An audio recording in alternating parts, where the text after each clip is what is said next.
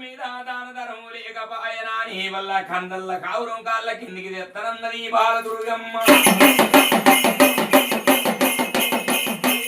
కాపు వాళ్ళ దాన ధర్మము చూసి 1,00,000 సిరిమంత్ర చేస్తాననుకున్న గాని ఆ బాల కన్నయ్య తాడు దాన ధర్మము లేకపాయనా అని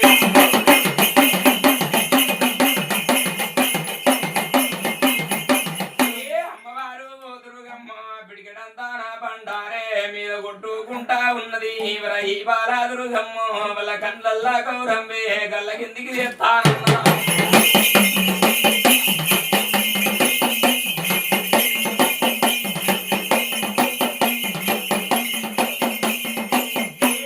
ఆ బాలకన్నయ్యకు దాన ధర్మము ఇయ్యకపాయే నర్లోక పిల్లనుకున్నది నర్రూప రాక్షస అనుకున్నాడు.